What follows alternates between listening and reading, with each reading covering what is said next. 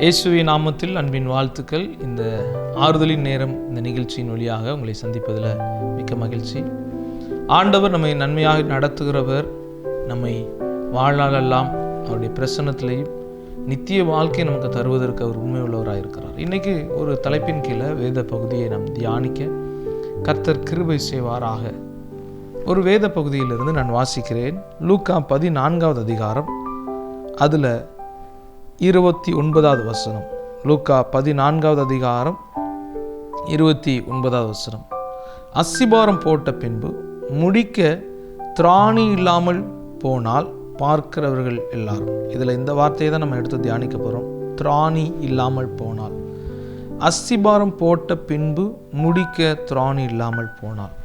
இங்கே ஆண்டவர் ஒரு மனிதன் வீடு கட்டுகிறதை குறித்து அங்கே பேசுகிறார்.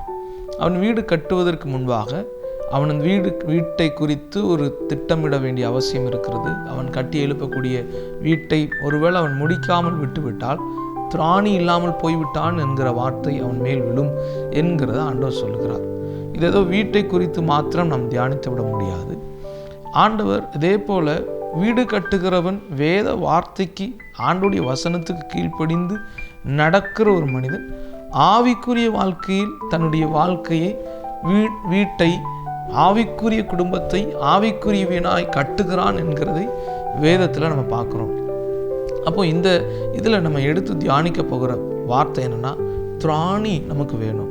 ஆவிக்குரிய வாழ்க்கை நம்ம துவங்கிட்டோம், வசனத்தில் வாழ விரும்புகிறோம், தேவனுடைய சத்தத்துக்கு கீழ்ப்படிய நம்முடைய ஆவிக்குரிய வாழ்க்கையை துவங்கி விட்டோம்.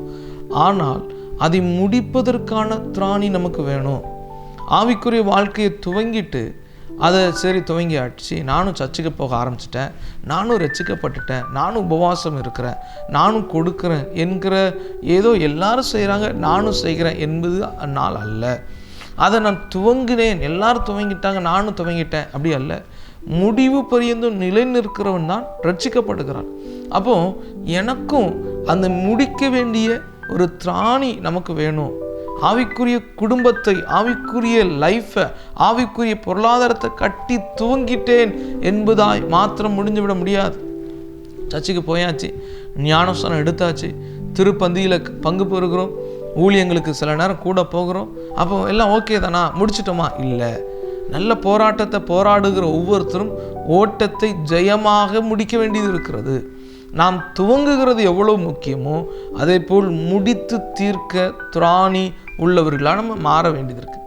நம்ம வேதாகமத்தில் சில பகுதிகளை நம்ம பார்க்க போகிறோம். நம்ம இந்த இடத்துல நம்முடைய திராணியை முடித்து தீர்க்க வேண்டும் என்றால், நம்ம ஆவிக்குரிய வாழ்க்கையை செவ்வையாய் முடிவு பரிந்தும் கொண்டு போக வேண்டும் என்றால், இந்த இடத்துல நம்முடைய திராணிகளை, நம்முடைய தகுதிகளை நாம் முடித்து தீர்க்க வேண்டும் என்கிற அவசியத்தை நம்ம இதில் வளர்த்து கொள்ள வேண்டியது இருக்குது என்பதை நம்ம பார்க்க போகிறோம். முதலாவது நம்ம கவனிக்கலாம். மார்க்கு 4வது அதிகாரம் 33வது வசனத்தை நம்ம வாசிக்க கவனிக்கும்போது, மார்க்கு 4:33 நான் வாசிக்கிறேன், நீங்கள் அதில் கவனிங்க பாருங்கள். அவர்கள் கேட்டறியும் திராணிக்கு தக்கதாக அவர் இப்படிப்பட்ட அநேக உவமைகளினாலே அவர்களுக்கு வசனத்தை சொன்னார். அவர்கள் கேட்டு அறியும் திராணிக்கு தக்கதாக. இந்த திராணியை நம்ம வளர்த்துக்கொள்ளணும். என்ன திராணி, என்ன தகுதி, என்ன காரியத்தை வளர்த்துக்கொள்ளணும்னா, ஆண்டவர் நம்மோடு பேசுகிறதை, ஆண்டுடைய வார்த்தை நம்மோடு இடைப்படுகிறதை கேட்டு அறியும் திராணி. எனக்கு நிறைய பேச தெரியுங்கிற திராணியை விட, எனக்கு நிறைய காரியங்கள் புரியும் அப்படின்னு சொல்லுகிறத விட, ஆண்டவர் சொல்லுகிறத நான் கேட்கிறேன் என்கிற திராணியை வளர்த்து கொள்ளணும். நம்ம பேசுகிறோம் நிறையா, ஆனால் கேட்கறது இல்லை. சிலர் நல்லா ஜெபம் பண்ணுவாங்க, ஆனால் வசனத்தையே கேட்க முடியாமல் பலவீனமாக இருப்பாங்க. ஒருவேளை நீங்கள் அப்படி இருப்பீங்கன்னா இன்றைக்கி நம்ம ஜெபம் பண்ணணும். ஆண்டவரே, கேட்டறிகிற திராணியை நான் வளர்த்துக்குள்ள எனக்கு உதவி செய்யுங்கப்பா. வசனத்தை கேட்கணும். இந்த வார்த்தையை ஊழியக்காரங்க பேசும்போது, இந்த வார்த்தையை நீங்கள் தியானிக்கும் போது, வசனத்தை நீங்கள் பைபிளை திருப்பும்போது ஆண்டவர் உங்கள்கிட்ட பேசுகிறாரா, அந்த வார்த்தையை கேட்கிற அந்த திராணி நமக்கு வேணும். இந்த வசனத்தை கேட்க முடியாதபடி சிலருக்கு பார்த்தீங்கன்னா, நல்லா ஆராதனை பண்ணுவோம், சர்ச்சில் நல்லா ஆண்டோடைய சமூகத்தில் பாடெல்லாம் படிப்போம், ஜெபவில் நல்லா முழங்கால் படிக்கிட்டு ஜெபம் பண்ணுவோம். ஆனால் செய்தி வந்துச்சுனாலே நல்லா தூக்கம் வரும். அவங்களால வசனத்தை கேட்க முடியாத அளவு திராணி இழந்து போயிருக்கிறாங்க. நல்ல வீட்டில் ஜெபம் பண்ணுவாங்க. நான் ஜெபம் பண்ணிங்களா? டெய்லி நாங்கள் 1 மணி நேரம் ஜெபம் பண்ணுறோம், நாங்கள் 2 மணி நேரம் ஜெபம் பண்ணுறோம் அப்படிலாம் சொல்கிறது உண்டு. ஆனால் பைபிள் வாசிங்களான்னு கேட்டால் இல்லைங்க, நான் பைபிள் வாசிக்கலை, எனக்கு வாசித்தாலே தூக்கம் வரும். அப்போது வசனத்தை வாசிக்க முடியாதபடி திராணி பலவீனப்பட்டு கொண்டிருக்கிறோம், திராணியற்றவர்களாக இருக்கிறோம். இல்லை, நம்மை மாற்றிக்கொள்ளணும். ஆண்டவரிடத்தில், ஆண்டவரே எனக்கு அந்த திராணியை வளர்ச்சி, வசனத்தை கேட்கிற திராணி, வசனத்தை புரிஞ்சு கொள்ளக்கூடிய திராணியை வளர்த்துக்கொள்ள ஆண்டவரிடத்தில் நம்ம கேட்கணும். 2வது நமக்கு இந்த திராணியை நம்ம செய்யணும். 2 கொரிந்தியரில் 1வது அதிகாரம் 4வது வசனத்தை நம்ம கவனிக்கலாம். 2 கொரிந்தியர் அதில் 1வது அதிகாரம் 4வது வசனம். தேவனால் எங்களுக்கு அருளப்படுகிற ஆறுதலினாலே எந்த உபத்திரவத்தில் ஆகிலும் அகப்படுகிறவர்களுக்கு நாங்கள் ஆறுதல் செய்ய திராணி உள்ளவர்கள் ஆகும்படி. அங்கே சொல்கிறாரு, உபத்திரவத்தில் அகப்படுகிறவர்களுக்கு நாங்கள் ஆறுதல் செய்யும் திராணி உள்ளவர்கள் ஆகும்படி.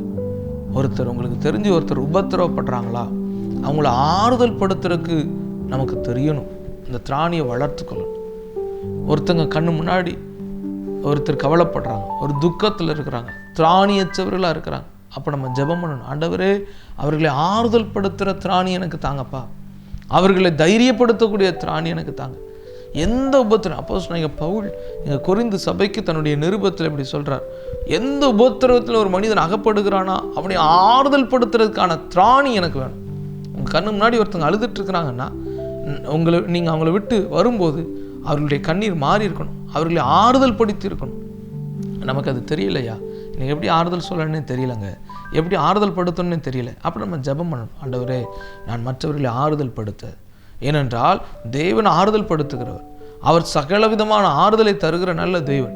அந்த தெய்வத்தை நம்ம ஆராதிக்கிறோம். நம்ம வாழ்க்கையில் சில உபத்திரவங்கள் வழியாக கடந்து போகிறோம், நம்மையும் கர்த்தர் ஆறுதல் படுத்திருக்கிறார். அப்படி என்றால் அவர்களையும் நம்ம ஆறுதல் படுத்துவதற்கு அந்த திராணியை நம்ம வளர்த்து கொள்ள வேண்டும். ஆண்டவர்கிட்ட நம்ம ஜெபம் பண்ணணும், மற்றவர்களை நான் ஆறுதல் படுத்துவதற்கு எனக்கு கற்றுத்தாங்கப்பா, மற்றவர்களை ஆறுதல் படுத்துவதற்கு எனக்கு திராணி உள்ளவனா என்னை மாற்றுங்க அப்படி சொல்லி நம்ம ஜெபம் பண்ணணும். இந்த திராணியை நம்ம வளர்த்து கொள்ளணும். 2 கொரிந்தியர்லேயே 8வது அதிகாரம் அதில் 3வது வசனம் இன்னொரு காரியத்தில் நம்முடைய திராணியை வளர்த்து கொள்ள வேண்டும் என்று வேதம் சொல்லுகிறது பாருங்க.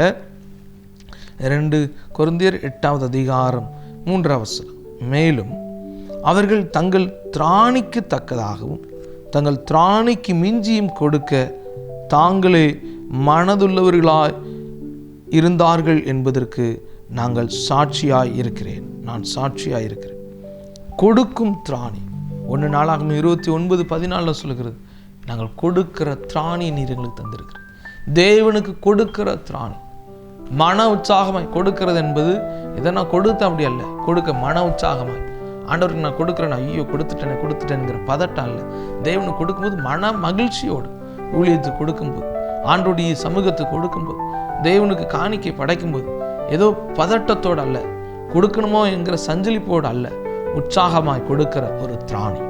அந்த திராணி நம்ம வளர்த்து கொள்ளணும். ஆண்டவர்கிட்ட நம்ம ஜெபம் பண்ணணும், ஆண்டவரே எனக்கு அப்படிப்பட்ட திராணியை தாங்கப்பா. திராணி அச்சு இருந்துடக்கூடாது, கொடுக்கறதுக்கும் திராணி வேணும், அதை சந்தோஷமா கொடுக்கிற திராணியை தாங்க, மன மகிழ்ச்சியோடு கொடுக்கிற திராணியை தாங்க ஆண்டவரே. நம்ம அப்படி ஜெபம் பண்றோம்னா அது ஒரு பெரிய பாக்கியம். அப்படி நம்ம கொடுக்குறோன்னா அந்த காணிக்கை அங்கீகரிக்கப்படும். ஒரு காரியத்தை நம்ம புரிஞ்சுக்கணும், காணிக்கப்பட்டியில் போடுறதுனால மாத்திரம் போடுற காணிக்கை எல்லாம் அங்கீகரிக்கப்படும் என்கிற அர்த்தம் அல்ல. நான் கோயிலில் போட்டேன், ஆலயத்தில் போட்டேன், ஜெபத்தில் போட்டுட்டேன், ப்ரேயர் சென்டரில் போட்டேன், எங்கள் சர்ச்சில் போட்டேன், ஜெப வீட்டில் போட்டுட்டேன், அதனால இல்லை, போடுகிறதுனால இல்லை. போடும்போது நம்முடைய காணிக்கை சமர்ப்பிக்கும் போது, பலியாக கொடுக்கும்போது நம்ம இருதயம் எப்படி இருக்கு, ஆண்டவரே சந்தோஷமாய் கொடுக்கிற திராணியை தாங்க, முழு மனதோடு கொடுக்கிற திராணியை தாங்க. அப்படி நம்ம ஜெபம் பண்ணணும், அப்படிப்பட்ட ஒரு திராணியை நம்ம வளர்த்துக்கொள்ளணும். முதல்ல சொன்ன தேவ வசனத்தை கேட்கிற திராணி, 2வது மற்றவர்களை ஆறுதல் படுத்துகிற திராணி, 3வது கொடுக்கும் திராணி, அடுத்து 4வது இன்னொரு திராணியை நம்ம வளர்த்து கொள்ளணும். எபேசியர் 6வது அதிகாரம் அதில் 11வது வசனத்தை நம்ம வாசிக்கும் போது, எபேசியர் 6வது அதிகாரம் அதில் 11வது வசனம், நீங்கள் பிசாசின் தந்திரங்களோடு எதிர்த்து நிற்க திராணி உள்ளவர்களாகும்படி தேவனுடைய சர்வாயுத வர்க்கத்தையும் தரித்து கொள்ளுங்கள். என்ன திராணி? பிசாசின் தந்திரங்களோடு எதிர்த்து நிற்கிற திராணி. பிசாசை எதிர்த்து நிற்கிற திராணி நமக்கு வேணும். பிசாசை கண்டு ஆண்டவர் ஆராதிக்கிற பிள்ளை பயந்து ஓடக்கூடாது. ஐயோ பிசாசா அப்படின்னு பயந்து ஓடக்கூடாது. தைரியமாக எதிர்த்து நிற்கணும். பிசாசினுடைய தந்திரங்களை அறிந்து கொள்ளணும். பிசாசு நேரடியாக சில நேரம் பல்ல காமிச்சிட்டு ரத்தத்தை வடிகிற மாதிரி முடியெல்லாம் விரிச்சு போட்டு அப்படிலாம் வரமாட்டான். தந்திரமாக கிரியை செய்வான். அந்த தந்திரத்தை வகையை இருக்கணும். இது பிசாசனுடைய தந்திரம். ஏசப்பாட்ட அவர் உபவாசம் இருக்கும்போது வந்தவன் தந்திரமாக கிரியை செஞ்சான் இல்லையா? உங்களுக்கு பசியாக இருக்கும், இந்த கல் உங்களுக்கு வேறு யாரும் சாப்பாடு கொடுக்குற மாதிரி தெரியல, இந்த கல்லெல்லாம் நீங்கள் அப்பமாக ஆக்கும்படி கட்டில் எடுங்க அப்படி சொல்லி தந்திரமாக கிரியை செய்ய. உபவாசத்தை கட் பண்ணுறதுக்கு ஒரு தந்திரம் பண்ணுறான் பாருங்கள். அடுத்து ஒரு தந்திரம் பண்ணுறான். நான் இதெல்லாம் உங்களுக்கு தாரேன், நீங்கள் என்னை வணங்குங்க, இந்த இடத்துல இருந்து நீங்கள் தலைகீழ குதியுங்க, உங்களை யாராட்டும் வந்து தேவதூதர் அனுப்பி ஆண்டவர் காப்பாற்ற வரல. தந்திரமாய் அவனுடைய காரியங்களை புரிஞ்சு கொள்ளக்கூடிய திராணி நமக்கு வேணும். இது பிசாசு தந்திரமாக கிரியை செய்கிறான். குடும்பத்தில் நீங்கள் அமைதியாக தான் இருப்பீங்க. கணவர் ஒரு காரியத்தில் கோவப்படுவாங்க, உங்களுக்கு பயங்கரமாக கோவம். ஏதோ ஒரு சாதாரண ஒரு வார்த்தையை சொல்லுவாங்க, பயங்கரமாக கோவம் வரும். அவன் பிசாசு உங்கள் குடும்பத்தில் சண்டையை இழுத்த விட ஏதோ தந்திரம் பண்ணுறான். அதை திராணி உள்ளவர்களெல்லாம் புரிஞ்சுக்கணும். இது பிசாசுனுடைய தந்திரம். இதில் கவனமாக இருக்கணும். வேலையில் அப்படி இருக்கணும், கணவன் அப்படி இருக்கணும், மனைவி அப்படி இருக்கணும். நம்ம ஃபேமிலியில் நம்ம பிள்ளைகளுக்குள்ள தந்திரமாய் பிசாசு சில காரியங்களை செய்யும்போது ஞானம் உள்ளவர்களாய் அந்த திராணி உள்ளவர்களாய் நம்ம புரிஞ்சுக்கொள்ளணும். அடுத்து இன்னொரு காரியத்தை நம்ம அதில் வாசிக்கலாம். 13ஆம் வசனத்தில் வாசிக்கும்போது, ஆகையால் தீங்கு நாளிலே, எபேசியர் 6:13, ஆகையால் தீங்கு நாளிலே அவைகளை நீங்கள் எதிர்க்கவும் சகலத்தையும் செய்து முடித்தவர்களாய் நிற்கவும் திராணி உள்ளவர்களாகும்படிக்கு.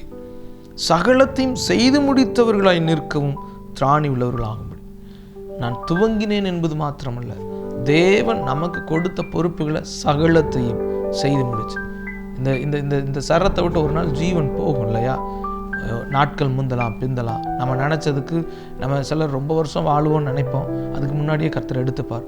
சிலர் கொஞ்சம் வருஷம் வாழ்வாங்கன்னு நினைப்பாங்க, நீடித்த நாட்கள் கர்த்தர் தருவார். எப்படியோ ஆனால் அந்த சரத்தை விட்டு நம்ம போகும்போது, ஆண்டவரே இந்த பொறுப்பெல்லாம் நீங்கள் கொடுத்தீங்க, நான் எல்லா வச்சையும் செய்து முடித்தேன். ஆண்டவர் நோவாவிடத்தில் கட்டளையிட்ட யாவையும் நோவா செய்து முடித்தான் என்று வேதத்தில் வாசிக்கிறோம். அப்போஸ்தலனாகிய பவுல் சொல்கிறார், நான் ஓட்டத்தை முடித்தேன். ஏசப்பா சிலுவையில் தன்னுடைய ஜீவனை விடுறதுக்கு முன்னாடி சொல்கிற எல்லாம் முடிந்தது. என்னென்ன வேலையெல்லாம் நான் செய்யணும்னு நீங்கள் வச்சுருந்தீங்களோ எல்லாத்தையும் முடிச்சிட்டேன். ஐயோ நான் முடிக்காமல் நான் மரணத்தை சந்திச்சிட்டேன்னு சொல்லி எந்த பரிசுத்தவான்களும் அவர்கள் பதறவில்லை. சமாதானத்தோடு சிமியோன் இயேசுவை கையில் ஏந்திட்டு சமாதானத்தோடு என் ஜீவன் நீர் எடுத்துக்கொள்ளுகிறீர் அப்படி சொல்லி சொல்கிறான். அப்போ நம்ம வாழ்க்கையில் கர்த்தர் தந்த எல்லாவற்றையும் நிறைவேற்றி முடிக்கிற திராணி நமக்கு வேணும். ஊழியத்தை நிறைவேற்றி முடிச்சிடணும், பொறுப்பை நிறைவேற்றி கடமைக்காக செஞ்சிடக்கூடாது. ஏதோ ஆரம்பித்த விட்டன்னு இல்லை, கர்த்தர் நமக்கு கொடுத்ததெல்லாம் செஞ்சு முடிச்சிடணும். அந்த மனுஷன் வீடை கட்ட ஆரம்பித்தான், ஆண்டவர் சொல்கிறார் செஞ்சு முடிக்கிற திராணி அவனுக்கு வேணும். நம்ம வாழ்க்கையில் கர்த்தர் நம்ம கொடுத்த பொறுப்புகள்லாம் செஞ்சு முடிப்போம், பிசாசுக்கு எதிர்த்து நிற்போம்.